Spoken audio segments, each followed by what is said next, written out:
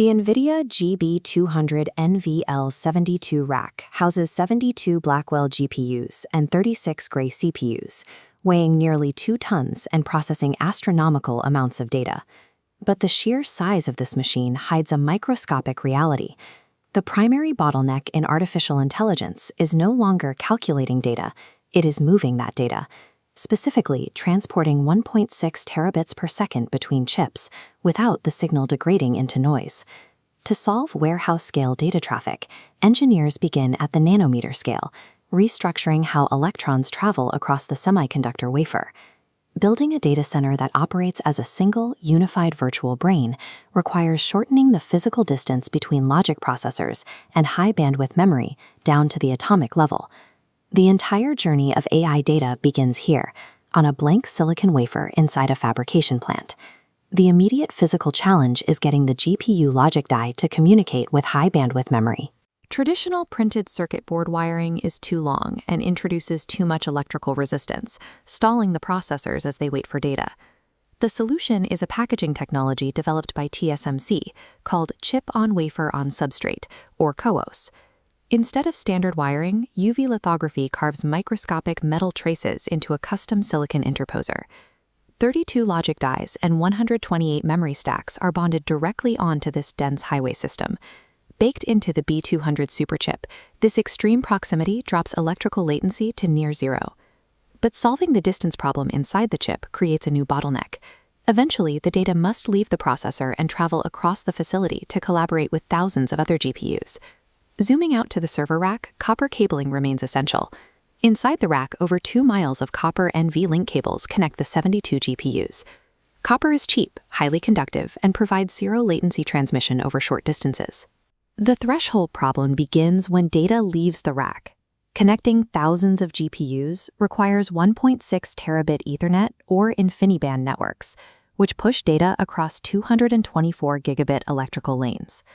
To achieve 224 gigabits per second, engineers use pulse amplitude modulation, or PAM4. A standard binary signal uses 2 voltage levels to send a 1 or a 0.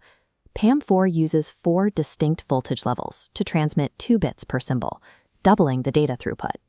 However, the physics of copper are unforgiving at 224 gigabits. Electrical channel loss is brutal, causing severe signal-to-noise ratio degradation. The 4 voltage levels blur together over the copper traces, eventually making the data unreadable. This chart plots the physical layer and dermal stress matrix. Previous 800G modules consumed about 15 watts. The jump to 1.6T pushes power consumption to between 25 and 35 watts per port. Pushing 224 gigabit signals all the way to the switch edge generates enough heat to risk failure at the front panel. To survive the journey across the data center, those degrading electrons must be translated into photons. The physical bridge between the electrical and optical worlds is the 1.6T optical transceiver, such as the OSFP-XD. As this internal schematic shows, the distorted electrical signal enters a digital signal processor, or DSP. The DSP consumes heavy wattage to mathematically equalize the signal, reconstructing the degraded waveform into clean electrical pulses. From the DSP, the signal hits the optical engine, which utilizes silicon photonics and electroabsorption modulated lasers. Through semiconductor fabrication, optical circuits are etched directly onto silicon, converting the electrical signal into discrete pulses of light. Those laser pulses are then fired across MPO16 optical fibers. This allows distant AI clusters to interconnect at light speed with zero electrical resistance.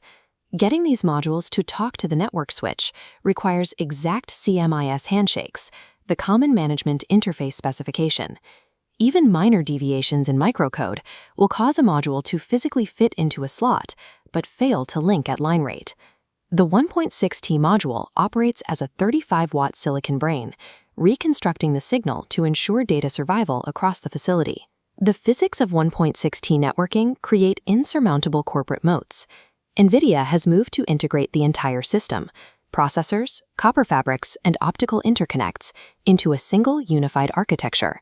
The supply chain bottlenecks are equally concentrated. TSMC holds a geographic and technological monopoly on CoWoS advanced packaging capacity. Taiwan is the only place capable of successfully bonding these fragile dies at scale. Downstream, a similar concentration exists. InnoLight controls roughly 60% of the global 1.6T optical transceiver market. InnoLight built this moat through supply chain locking. They rely on a foundry partnership with Tower Semiconductor and have secured priority access to the scarce, high-yield 200 gigabit laser chips required to power their optical engines. The centralization of this supply chain is the reason for policies like the U.S. CHIPS Act, which aims to force the localization of semiconductor and optical packaging manufacturing due to its strategic importance. Leadership at 1.6T requires both design excellence and the control of the raw materials behind optical translation. Looking ahead to the 3.2T generation, the current architecture reaches its limit. Packing dozens of 35-watt pluggable modules into a single switch is thermally unsustainable. The governing metric of the AI hardware industry is picojoules-per-bit, the energy required to move a single piece of data. To solve the power crisis, the industry is moving to co-packaged optics, or CPO, removing the optical engine from the front panel module. Instead, it's etched directly onto the same substrate as the switch ASIC. This proximity eliminates power-hungry electrical traces, drastically reducing energy consumption. But co-packaged optics come with a trade-off: the destruction of modularity.